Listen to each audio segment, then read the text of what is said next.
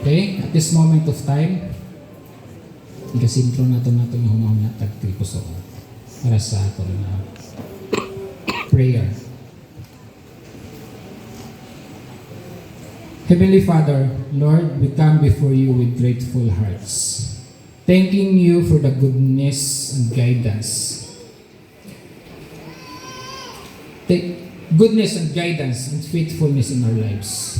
Thank you for the strength you have given unto us to reach this moment and for the wisdom you continue to provide each day.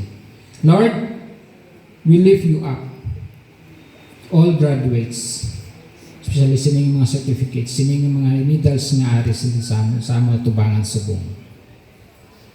Ikaw, Lord, magpakamayo, mag-bless sa tanan.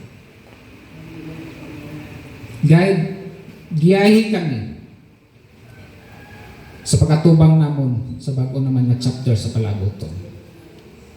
As they step into a new chapter of their lives, grant them courage to face the future, clarity in making decisions, and perseverance in every challenge they may encounter.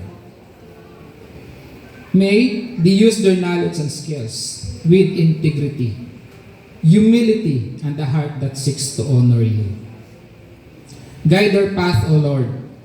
Let your light shine before them, that may become the instruments of hope, service, and a positive change in this world. Remind them that true success is found not only on achievements, but in living a life that reflects your love and purpose. Bless their families, teachers, and all who have supported them along the way of their lives. Continue to surround them with people who will encourage and uplift them. As we end this, Lord, we entrust everything to you, believing that you have a good and perfect plan for each one. May your peace be with us, your grace sustain us, and your presence go before us always. All this we pray and give thanks to you. In your holy name, amen.